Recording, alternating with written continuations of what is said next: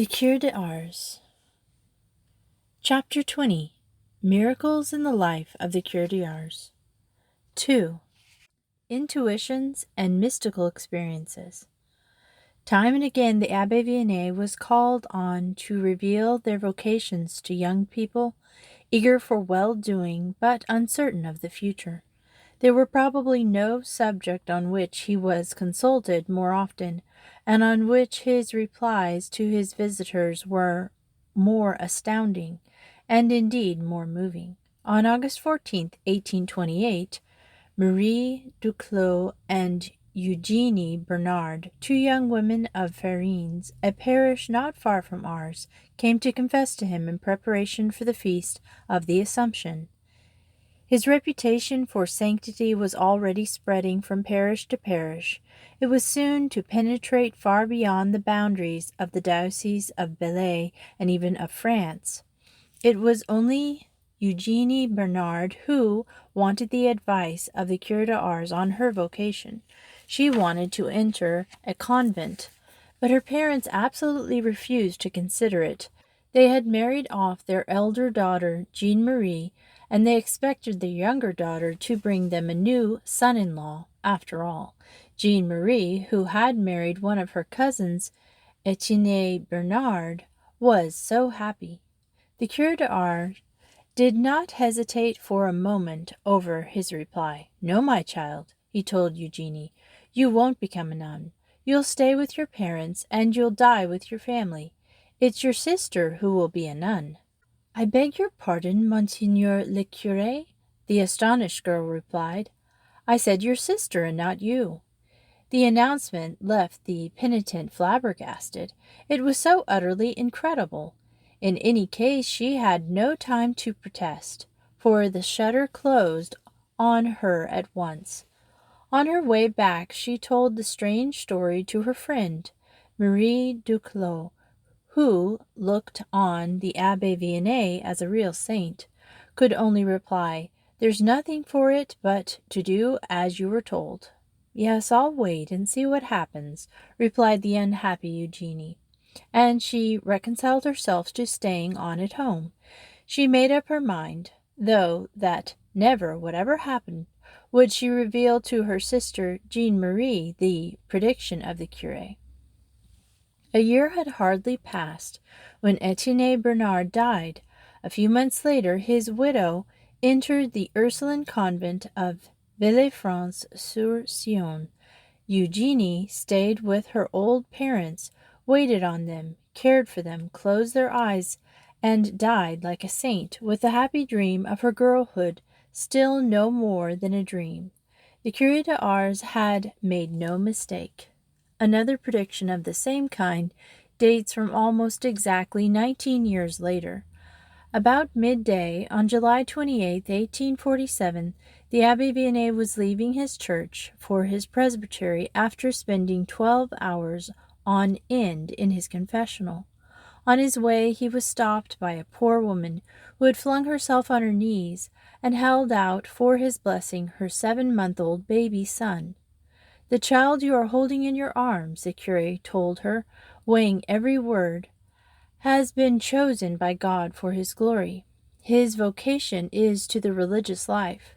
He will become a brother of the Christian schools and will do much good." The child, Paul Bargal, became a brother Périel Etienne, a religious of outstanding spirituality, who was successively visitor of his order and assistant to the superior general. A story in which the saint's foreknowledge condescended to the very details of the future was that of Ernestine Durand. Durand, the daughter of a well-to-do businessman who lived in the outskirts of Lyons, wanted to become a little sister of the poor. She had the gravest doubts, however, whether her parents would give consent, and she had to have advice. Since it was summer, she got leave to go on a few days' visit to a girl cousin, and the pair lost no time in setting out on a pilgrimage to Ars. As soon as she was in the confessional, Durand confided her dream to the saint. Yes, my child, he reassured her at once. Your wish will come true. You are going to be a little sister of the poor. Thank you, Monsieur le Curé. Oh, how can I thank you enough? Durand stammered. But, my child, you'll hardly have entered the convent, then you'll have to come out, the Abbé Vianney went on. In that case, Monseigneur le Curé, I'd rather not go at all. No, no. You go ahead with your plans. 3 days after you've come out, your mother herself will take you back. Durand meekly did as she was told, and pressed her family till they consented to her taking her vows. They finally agreed, with no great enthusiasm, and she began her period of postulacy with the little sisters in Lyons. She was very happy, but she could not help asking herself just how it was to happen that her convent life would be cut short, only to begin again, for she never for a moment doubted the prediction of the curé. The beginning of the answer to her question came one day when she was summoned urgently to the visiting room to find 2 men waiting for her who were the last people she had expected to see. One was her brother, but a brother whose manner was a mixture of the moody, the agitated, and the peremptory. The other was a police officer. The brother told her to come with him at once. If she refused, his companion would see to it that she did as she was told. Ernestine gave way in a flood of tears and left the convent with her brother on one side and the police superintendent on the other. At home she found a prodigal's welcome waiting for her, but it was in vain for her father and mother to vie with each other in kindness to ply her with wonderful dishes, to take the taste of the convent skilly out of her mouth, to tuck her up with kisses in the downiest of beds. Never for a moment did she stop weeping. 3 days of this flood, and Durand could only surrender. I only acted for your good, my dear girl, she said. But if you really feel that about it, there now, I'll hand you back to your beloved nuns. And it was Durand herself, as the Curé de Ars had predicted, who took her now radiant Ernestine back to the Lyons house of the Little Sisters of the Poor exactly 3 days after she had left it.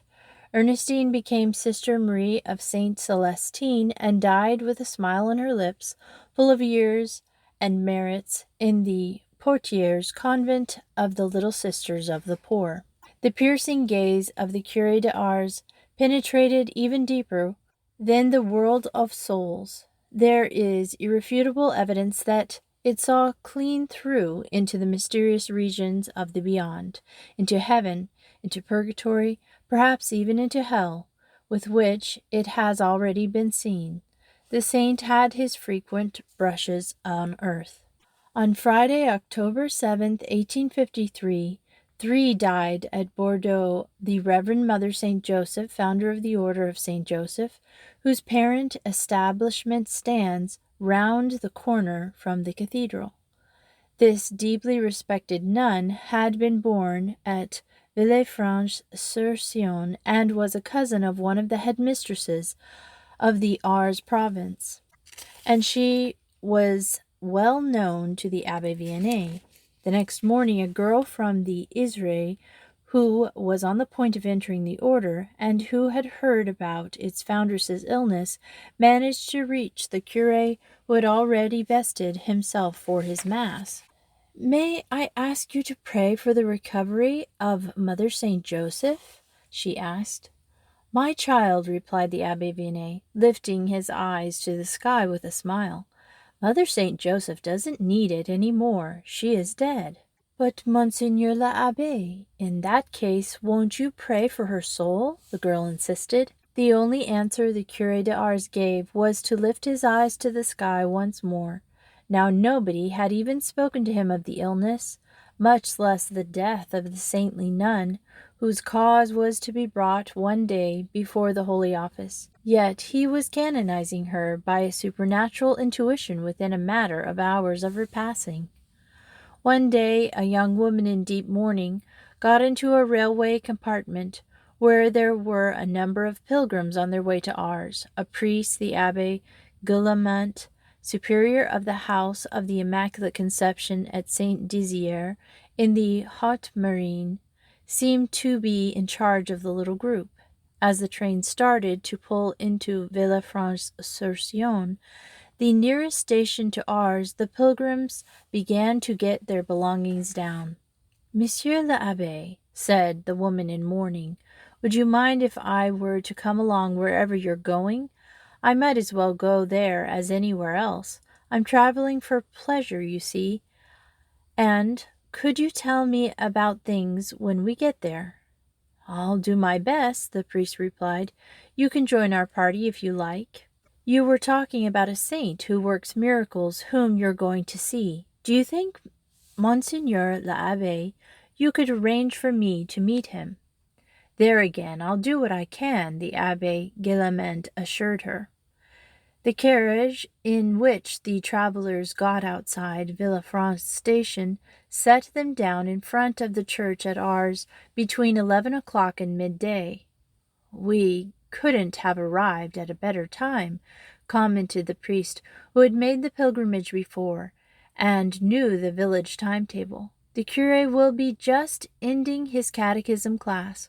We'll try to put ourselves in his way when he goes over from his church to his presbytery. Any moment now."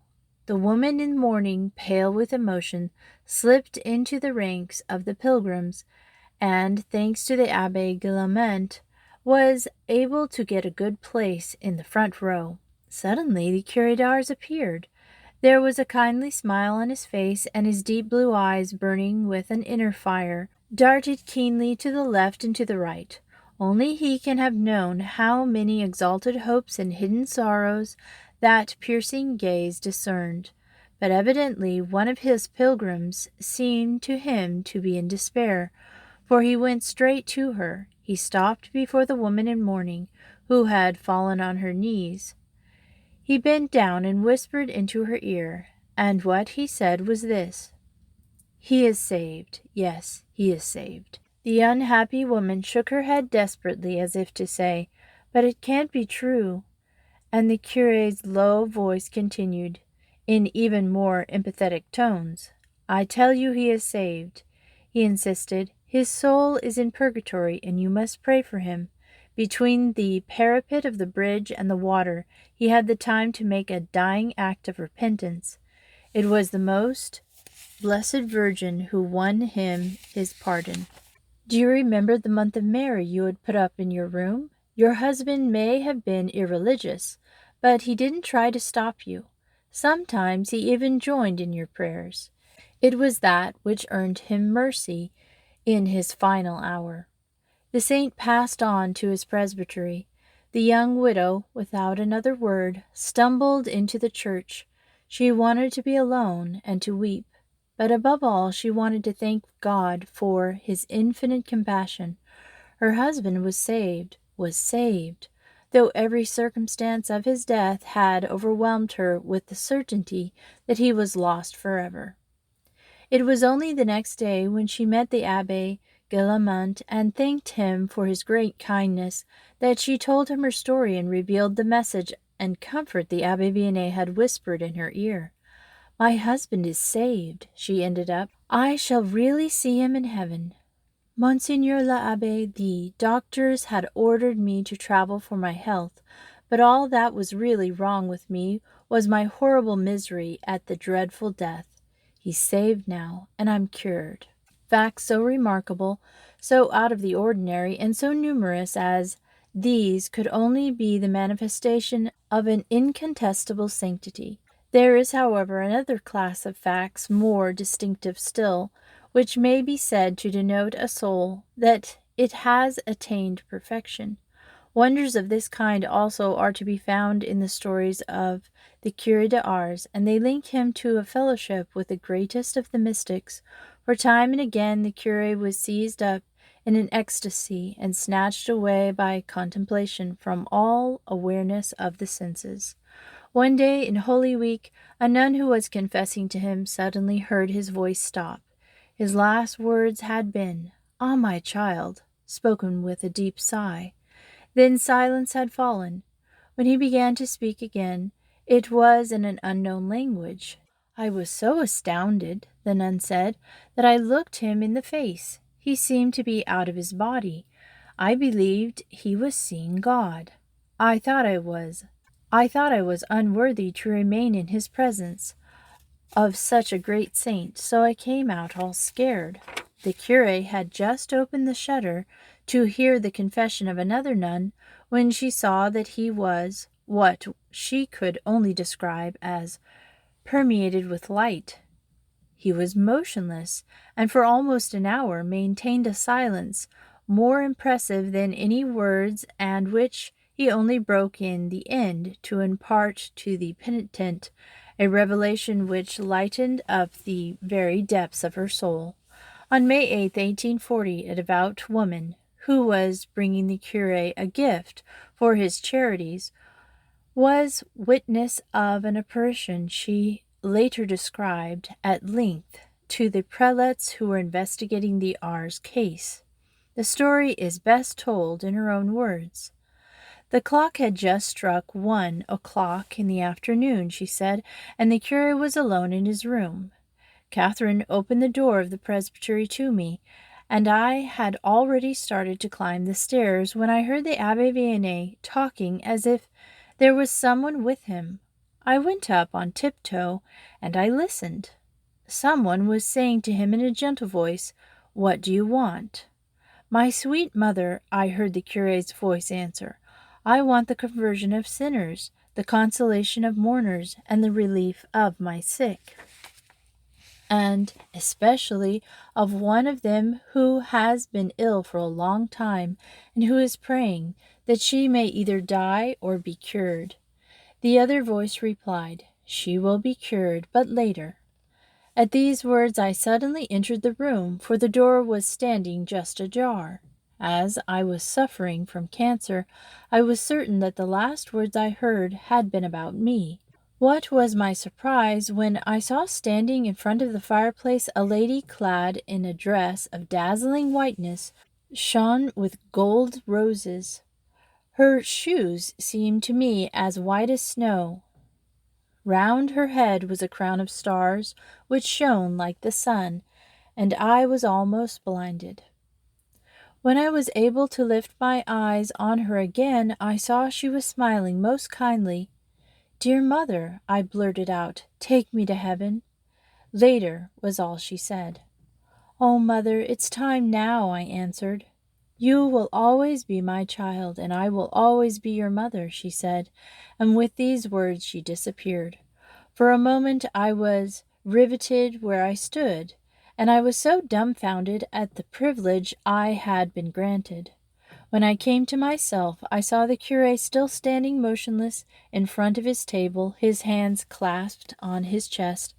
I was terrified lest he might be dead, so I went up to him and pulled him by a fold of his cassock. "My God," was all he said, "is it you?" "No, Monseigneur l'Abbé, it's me," I replied, and as I spoke he came to himself and seemed to shake off his rigidity. "Where were you all this time, Monseigneur l'Abbé?" I went on. "What did you see?"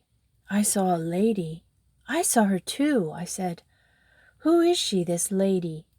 "If you say a single word about it," the Abbé Vianney replied sternly, "you'll never set foot here again." "May I tell you what I thought, Monseigneur l'Abbé?" I said, "I thought it was the Blessed Virgin." "You weren't mistaken either. So you think you saw her too?" "Yes, I saw her, and I talked to her," I answered. "But now you tell me what sort of state you were in when I thought you were dead." No, I was simply so happy at seeing my mother." "Monseigneur l'Abbé," I said, "it's only thanks to you that I've seen her. When she comes back, consecrate me to her, so that she may consecrate me herself to her divine Son." The servant of God promised he would, and then added, "You'll get better." "When, Monseigneur l'Abbé?" I insisted. "A little later. Don't press me too hard." Then, in a gentler tone, he added, "What with the Blessed Virgin and Saint Philomena, we know each other quite well.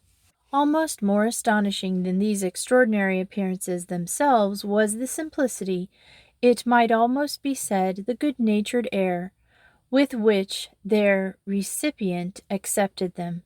The truth was that for the Curé de Ars, by an unexplained grace, the extraordinary had become the ordinary. The supernatural formed the very air he breathed. The partners of his everyday conversations were the angels and the saints of God, and even God himself. It was their absence that he found astonishing, and when a day or two passed without his having met one of these visitors from above, he became unhappy. One lunchtime at Providence, when he had evidently not noticed that there was someone else in the gloomy room where he ate his apology for a meal, he murmured with a sigh, "Really, I haven't seen God since Sunday." From her corner, the cook, Jean Marie, spoke up. "Did you used to see him before Sunday?" "Then, Monseigneur le Curé?" she asked. The servant of God, who had given himself away without realizing it, blushed with embarrassment and held his peace. Another way in which the exceptional sanctity of the Curé de Ars revealed itself was by the gift of tears. Sometimes this grace would lead him to weep over the sad lot of the unhappy sinners. Sometimes it would flood his heart with unspeakable tenderness at the thought of the goodness and the mercies of God in front of the tabernacle, where he was adoring Jesus Christ. A girl from Bessigny, in the Rhone department, had come to consult him in the sacristy about a very serious problem. She saw him, Canon Ball, vice postulator of the Ars cause, records, clasping his hands, fixing his eyes on the heavens, and rising from the ground to a height of about a foot. When his ecstasy was over, he gave her a reply of astonishing clarity.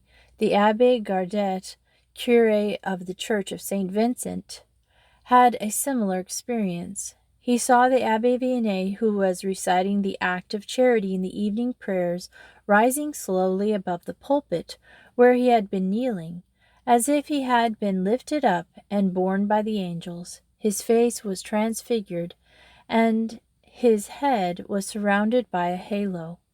The unearthly light was but a reflection of the immortal felicity which grace had permitted him to begin here below, and which was to find its full flowering in the glory of paradise. Chapter 21. Death and Glorification. It was not far short of being another miracle of God. Then the Abbé Vianney had continued to the age of 73 to get up every day about midnight and to shoulder without a moment's respite his overwhelming burden of work and his heroic penances. At last, however, the good servant was going to receive his reward. All the same, like St. Martin, when he was at the point of death, the Saint of Ars might be exhausted, but he did not refuse the job. One day in 1858, the Abbé Tauquenier put the question to him. "Monseigneur l'Abbé," he asked, "if God gave you the choice between going to heaven at once and going on working as you are for the conversion of sinners, which would you choose?" "I'd stay, my dear fellow." "But in heaven the saints are so happy. No more troubles, no more temptations." "Yes, the saints are happy enough," the curé replied, "but they're capitalists. They've worked well, of course, because God punishes idleness and only rewards hard work. But they can't win souls for God by their labors and their sufferings as we can. If God were to leave you here below till the end of the world, you'd have all the time you wanted in front of you. Tell me, would you still get up so early?" "Yes, my dear fellow, I shall always get up at midnight. I'm not afraid of a little tiredness. I should be the happiest of priests, if it weren't for the thought that I shall have to appear as a curé before the judgment seat of God." And the tears rolled down his cheeks. All the Curé de Ars was in that simple conversation, his unearthly humility, his utter abnegation, his complete devotion to salvation of his fellow men. Earth cannot light-heartedly part with its saints, yet the time must come when heaven claims them for itself. The cure's death was no lingering one.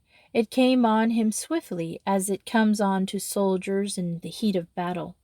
There were indeed moments in his last years when he might have seemed to be at his last gasp, worn out as he was by a racking cough. All the same, as the Abbé Tocnier testified at the canonization process, he showed no signs of care. His face was as calm and smiling as ever, and there was nothing from which the pilgrims could guess the cruel sufferings he was going through. He was as active and as full of plans as he had ever been.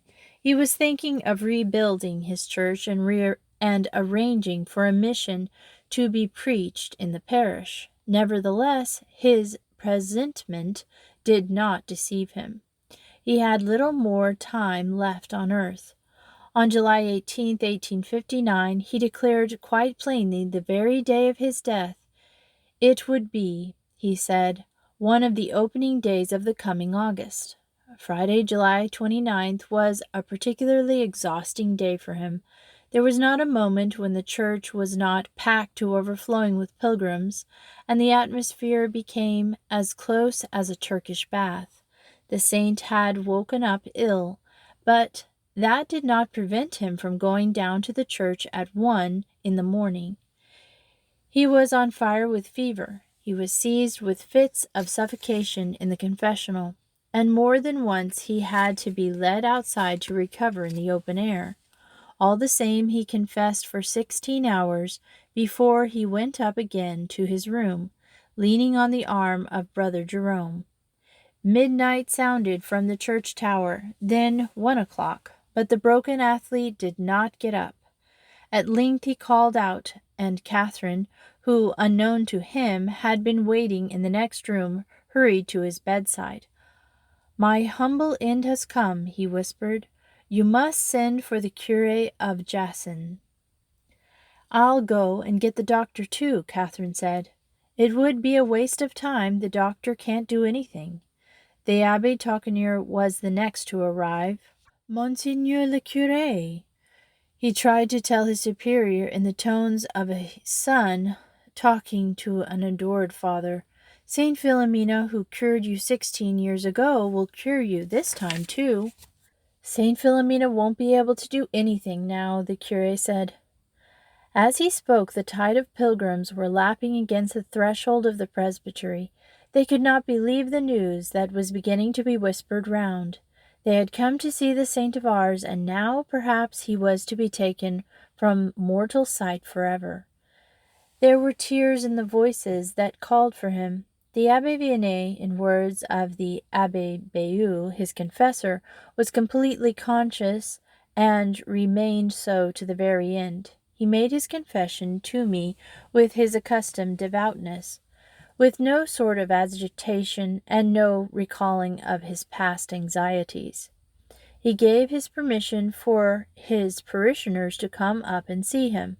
The honest folk stood rooted on the landing and looked at him in silence, but he summoned up just enough strength to smile at them once more and to raise his hand in a last blessing. I saw him in bed on that last day of his life, a peasant in his parish said, and he was as peaceful and as calm as an angel. I could not see his lips moving, his confessor added, but his eyes were gazing fixedly above, and I could not help thinking that he was in contemplation. I believe that something extraordinary was going on in him during those hours. In the afternoon of August 2nd, the Abbé Bayou was preparing to administer him the last sacraments, which he had indeed asked for himself. "How good God is," he said in a whisper. "When you can't see him any more, it's he who comes to see you." And the tears streamed down his burning cheeks.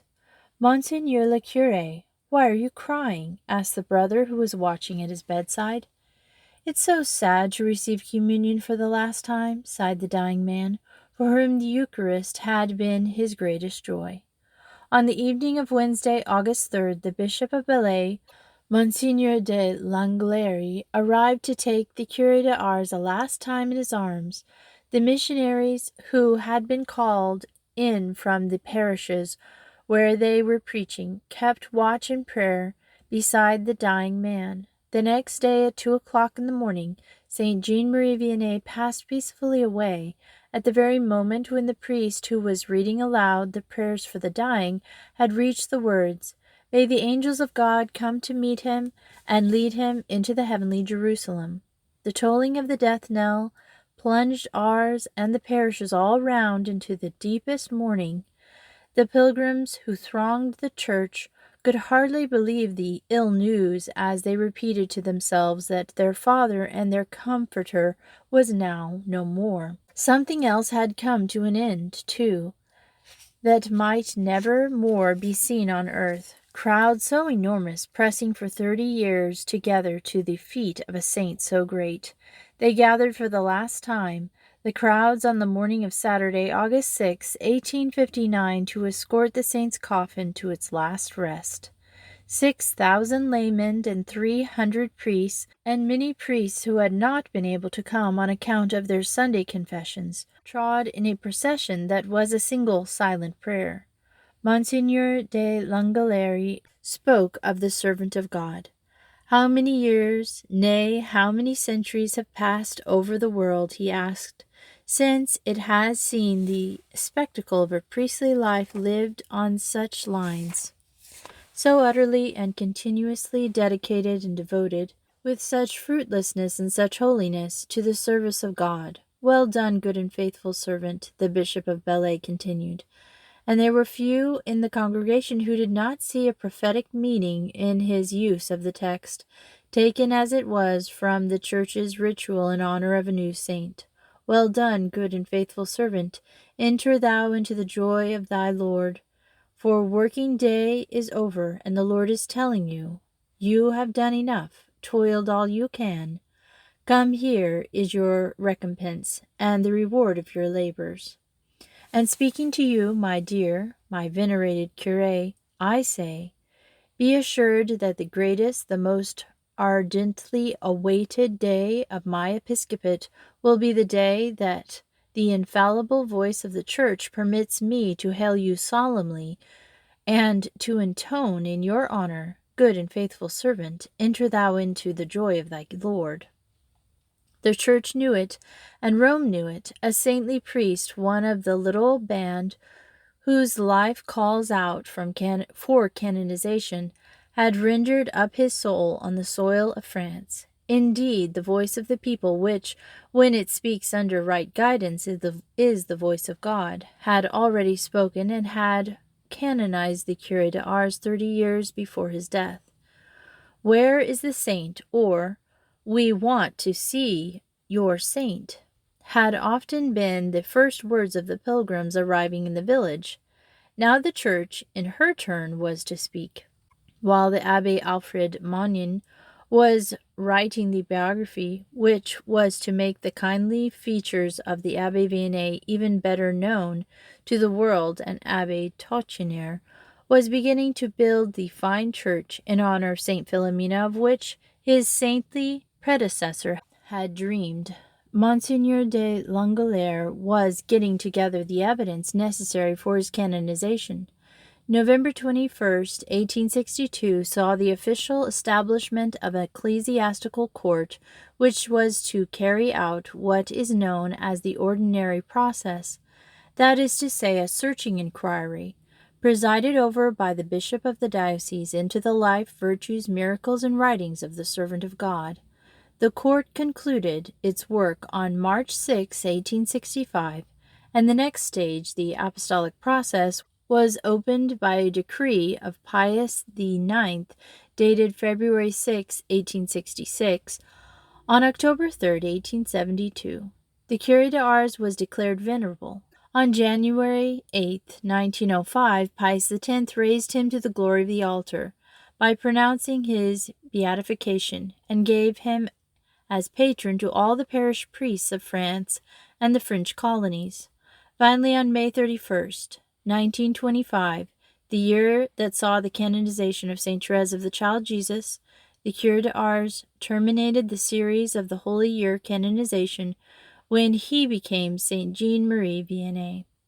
70,000 people of every tongue and nation thronged the great Basilica of St. Peter's for the ceremony, and when there appeared, towering over the heads of the enraptured crowd, the banner bearing the likeness of the new saint, the universal shout of welcome might have been an echo of the old days at Ars.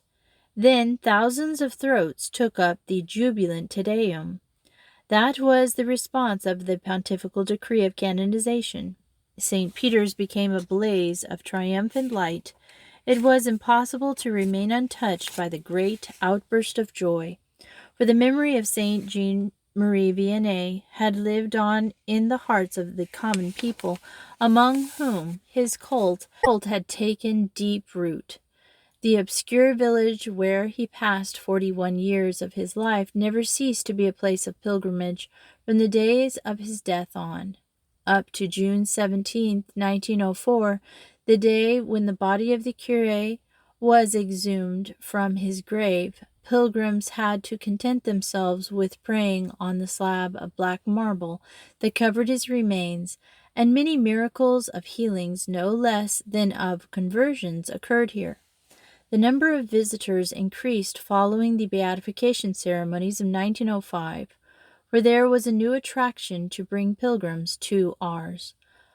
Monsignor Convert, the fourth successor of the Holy Curé, not only added to the choir of the new church built in honor of St. Philomena a transept dedicated to St. Jean-Marie Vianney himself, he installed a superb reliquary over the white marble altar there. Through the crystal pane of this more than royal lying in state, all who came might look on the saint sunk in the sleep of death. From then on, there was not a day when the pilgrims did not wait their turn to kneel in front of the shrine. There was hardly a morning when some visiting priest, often with a long journey behind him, was not saying his Mass at the altar, and often in the summer such Masses succeeded each other without an interval from 5 in the morning to 11, and even later. More and more Ars was to become the supreme place of pilgrimage for priests, singly or in groups. Priests and even bishops came to recollect themselves in this atmosphere of holiness, that they might gain new strength to practice the virtues and show the spirit of their calling. They came from every country, too, for Pius XI, by a brief of April 23, 1929, had made the Curé de Ars patron of all the parish priests in the world. Thus the humble village of Ars had become one of the holy places of France and indeed of Christendom. Humble as the village are the places the pilgrim might flock to see. The old church with the curé's rude confessional just as he left it, the old presbytery, unlived in since his death, with the simple room he died in left just as it was. The high water mark of the pilgrim comes on August 4th, the feast day of the uneducated farmer's son, who, with 100 obstacles to fight against, won his way to the priesthood of the simple parish priest whom we invoke today as Saint Jean-Marie Vianney. The end. I hope you've enjoyed this book. I loved rereading it. I read a lot of it when I was younger. Please overlook all the mispronunciations of French names and places.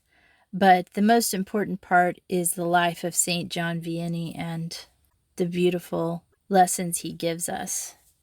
And I hope you join us next Sunday for another religious story. And thanks for listening to Miss Retro Reads.